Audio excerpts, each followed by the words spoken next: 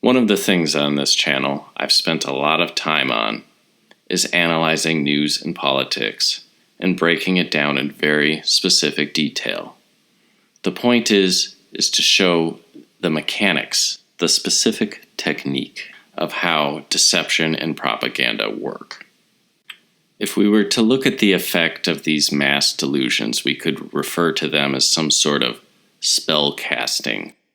As Alan Watts once quipped, we are all spellbound.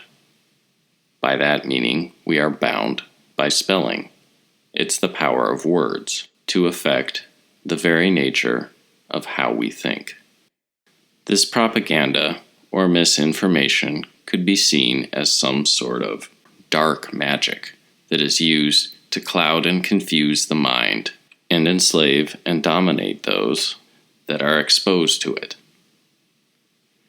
Now, I want to start a new playlist in which I work with what you could call white magic or protective magic, a defense against the dark arts of sophistry, or a method of dispelling these delusions from the web of lies that the media has presented us with.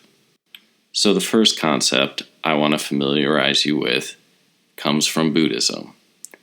Now, in Buddhism, there is this idea that the world that we see is a world of illusion, or maya, and that behind that illusion is the true reality, or the essence, that which really is. One of the ways a Zen master dispels delusion from one of his students is through the use of what's called turning words. Now, without getting into some sort of debate or argument about spiritual hydraulics, I want to look at this concept of a turning word in a more secular sense and see how it can be used in your everyday life. So, turning words are a word or phrase that dispel delusion. They are intended to help a student instantly see things in a new way. Turning words are meant to transform the phenomenal into the essential. They are designed to evoke insight. In many koans, or Zen stories, masters are shown providing turning words to a student. Turning words are carefully chosen to get that particular student to break beyond their conceptual framework and get a taste of enlightenment, or seeing things as they are. One person's turning words may be different than another person's turning words. The words alone aren't what provoke enlightenment or seeing the truth. The overarching context behind those words is. There are no fixed words of this kind. They arise in the moment. These turning words act as direct pointers to truth. They cause the listener to break free of common linguistic usage, thus breaking the hold that ordinary language has upon the mind. When this operates on self-understanding, the habitual understanding is broken, and the result is a radical reframing. Practitioners seek a transformed rhetoric of turning words through which awakening might be evoked. Some great masters, Hong Po and Lin Chi, were so powerful in the use of these methods that almost all who heard them speak faltered before them. The master cut through convention so drastically that interlocutors were often unable to find any response. So you can see how this would be useful in common political discourse. If you're having a political discussion with your friends or your family or at work, you don't have time to churn through reams of data or facts or evidence and make complicated syllogisms or arguments. What's vastly more effective is one short word or phrase that can just wake somebody up, that can snap someone out of it. Now, this isn't easy to do, but I want to look at some examples that maybe can help you get to thinking on this concept, and maybe you can come up with some of your own, or at least use some of these turning words that others have come up with to more effectively discuss challenging issues where people's beliefs and ideas are thoroughly entrenched. So I want to take one that you're definitely familiar with so you can get a feel for how the mechanics of this work. Take the turning word, fake news. Now, the interesting thing about fake news is it was actually conceived of by Fake News CNN. They came up with this as a way to try and shut down other groups, InfoWars or whoever. But the thing is, there was that element of truth. It was this white magic. It was this protective spell. And it bounced right off what they were trying to label fake news, and it stuck to them. This because the nature of white magic is to protect, and those that are corrupted and evil and trying to spread lies can't effectively use it. But they coined a term that is now used at the presidential level. And think about fake news. Anybody can pull that out of their back pocket at any time. Sixth graders can say, "Did you hear this story? Oh, that's fake news." Truck drivers at a truck stop can talk about what they heard on the radio that day. And someone could say, "Oh yeah, that story is fake news." It's right there. It's usable to everyone. It's simple, portable, and widely applicable. And it immediately dispels delusion. Two short little words. And if you remember when we first heard the word fake news, it's like we were watching what CNN and MSNBC were doing, and it was so dirty, and it was kind of this weird, like, what's going on? And then all of a sudden, they used the phrase fake news, and it was like a light going on. And everybody immediately pounced and was like, yeah, that's what you are, CNN. You are fake news. Let's take another example, Donald Trump, who is, I believe, a very good man, and this is exemplified by his ability to use this white magic, this protective magic. And Donald Trump is an expert of the highest degree. Remember when he was running against Hillary Clinton, and Clinton has all these skeletons in the closet. Now, what he could have done is he could have said, Hillary Clinton is corrupt. I have essays and I have documentation and I have all this data up on my website. Read about her. And, it wouldn't have even moved the needle, because who's going to do that one? And it just isn't effective when it comes to dispelling the delusions in the minds of a mass audience.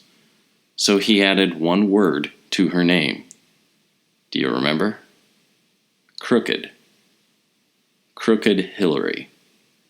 That one word, that turning word, that defensive rhetoric, Crooked Hillary, did more damage to the Clinton campaign than all the hundreds of hours of Clinton cash and those books and his videos. All of that stuff is important. But Donald Trump, being the master that he is, was able to sum all of that work up in one single word. Crooked Hillary was so effective and so powerful, even pro-Clinton journalists would slip up and accidentally refer to her as Crooked Hillary. It got into our minds and forever changed our concept of her. No matter what they did, no matter how they tried to present her as honest, her reputation, finally and deservedly, was shot. And of course, it relies on that element of truth. He couldn't have called an honest man crooked. He couldn't have referred to Abraham Lincoln as Crooked Lincoln, assuming he wanted to. Because the point of this defensive rhetoric or turning words is to show you truth, to help you see through the delusions. If there's no delusion to see through, the spell doesn't work, the magic doesn't work. Which is really why it can only be used by those on the side of right and with good intent. Now let's look at another word that has been debated and discussed all over, and it's the term social justice warrior. Now, some people argue that this is very powerful because the social justice advocate can hear the hint of scorn in your voice when you call them a warrior. Now, I would argue this is the rhetorical equivalent of an arched eyebrow. And when you look at the social outcasts and collection of weirdos that are involved in social justice activism, it seems it's going to take a lot more than an arched eyebrow to have any sort of real impact. Secondly, the word itself is kind of cumbersome. It doesn't have that instantaneous flash. It sounds more like kingdom, phyla, species, like a biological designation.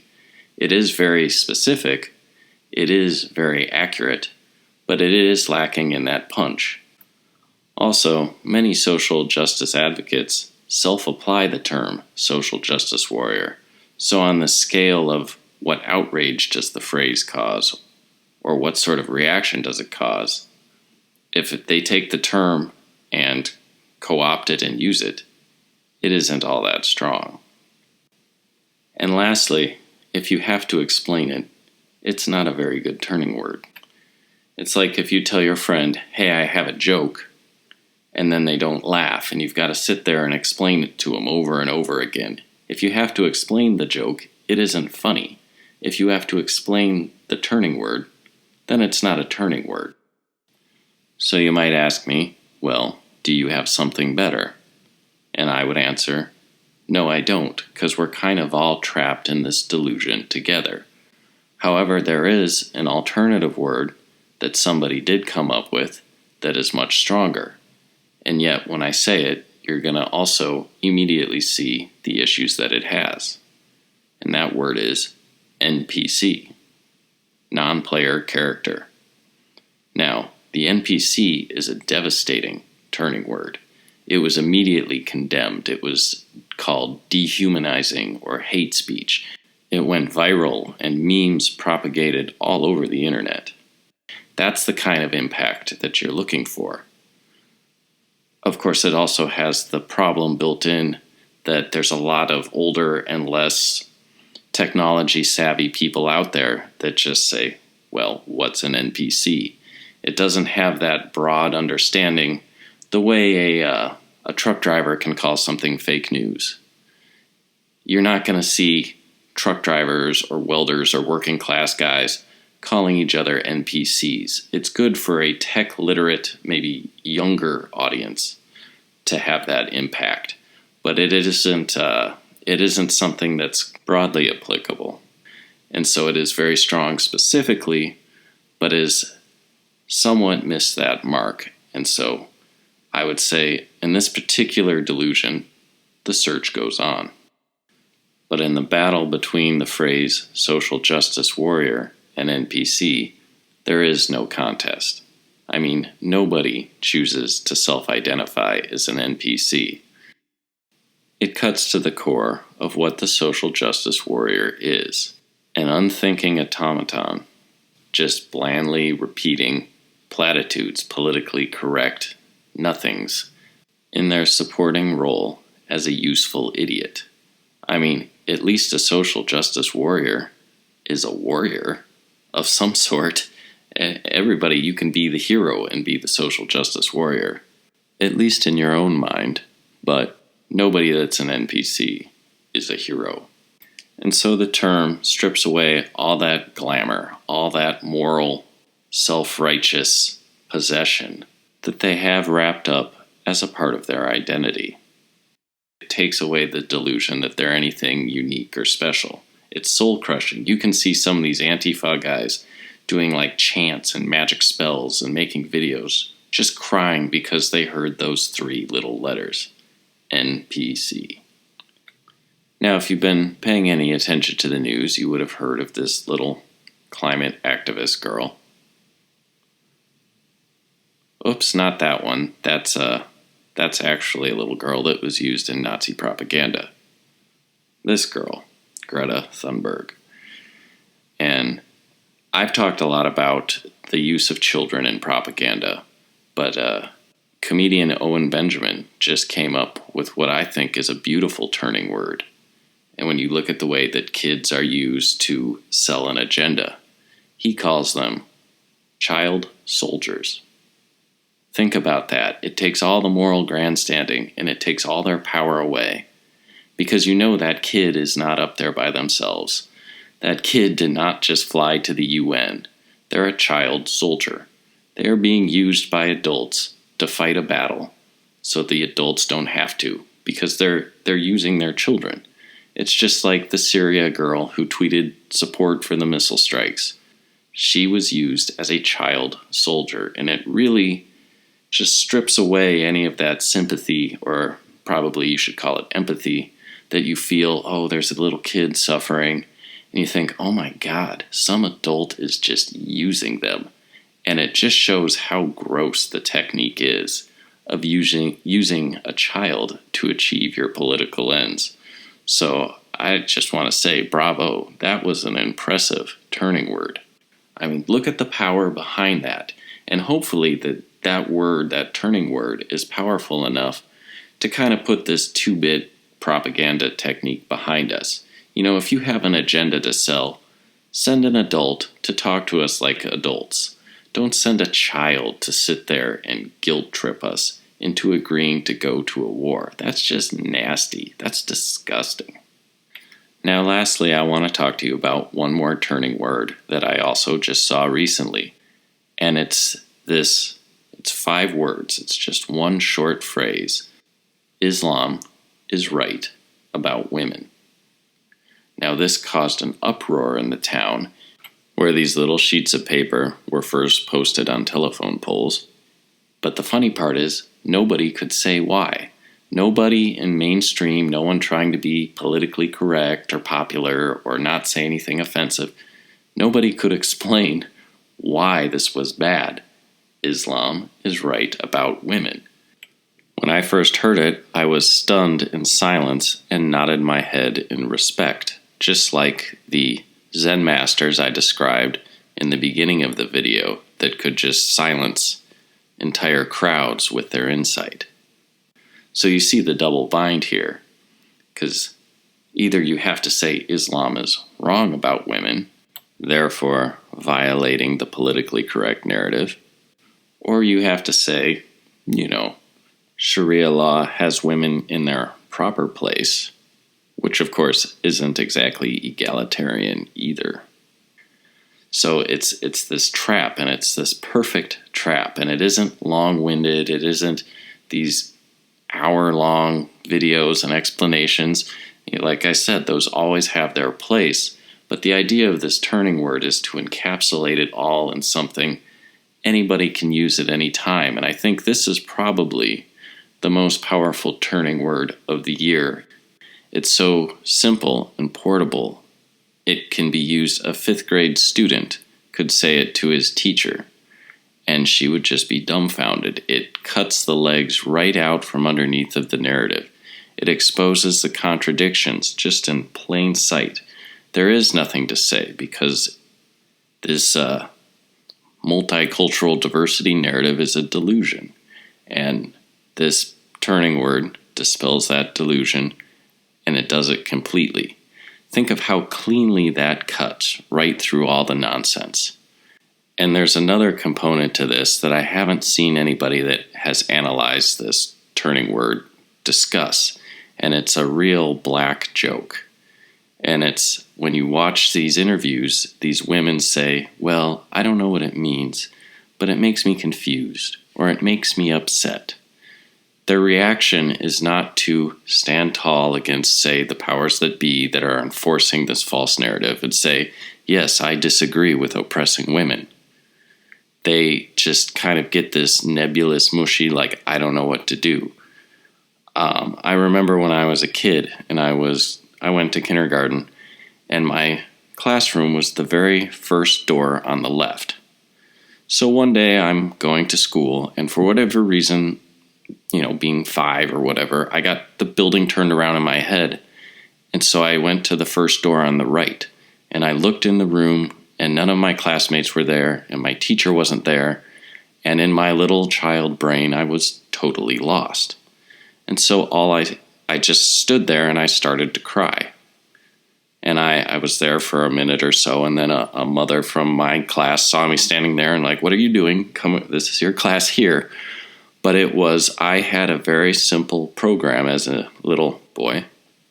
and I did what I was supposed to do, and it didn't work out, and there was no logical ability to say, okay, what other options do I have? Obviously, my schoolroom has to be somewhere here close by.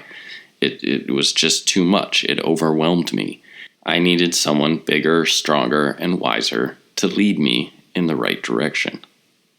And so when these women who are reacting very much like I did as a lost child in kindergarten, they are very ironically making the argument that is made on the little sign that's posted on the light post, which is really sad. It shows how in our culture we have really lost the ability to say what is true in public, which emphasizes how important these sorts of turning words are. So you might be saying to yourself now, okay, I get it. This is a very interesting technique, and it is something that I can use. But how do I go about implementing it in my daily life? And I would say, number one, most importantly, is just to be aware of the concept. Once you're aware that it exists, you can start watching for it and putting it to practice in your own life. Number two, since this is a white magic, a protective magic, something positive, it has to be used defensively. You can't be using it to achieve your own ends if they're greedy or hateful or prideful. You have to get to a point in your life where you're saying truth. And as you say truth, you will become better at speaking the truth. And then these turning words will become more concise versions of truth. So in a sense, then, practice makes perfect. Also, whether you want to call it meditation or mindfulness or contemplative prayer, quieting your mind and getting into some sort of flow state seems to allow ideas to just percolate. And a lot of times you will find these insights simply emerge naturally on their own. They can't be engineered. In the sense like social justice warrior sounds like an engineered phrase. And it just doesn't have that highly socially calibrated, in the moment, broadly applicable delusion dispelling power. Paradoxically, you can also find turning words popping up because they're these highly socially calibrated phrases if you're spending time with groups of people. I'm fairly blue collar. I spend a lot of time around blue collar men, and men together just tend to tell jokes and come up with quips and back and forth banter. And there you'll see, is this really something you can use? Because you can see how well a turning word like fake news or child soldier flows effortlessly into common conversation. It doesn't sound weird at all. It sounds like a natural part of a dialogue that ordinary people would have. It allows you to kind of test these things in real time, and once you know what you're looking for, then you'll realize when you have found it. So now that you're aware of this concept, and through application and practice, hopefully you can become as good at this technique as our very stable genius president.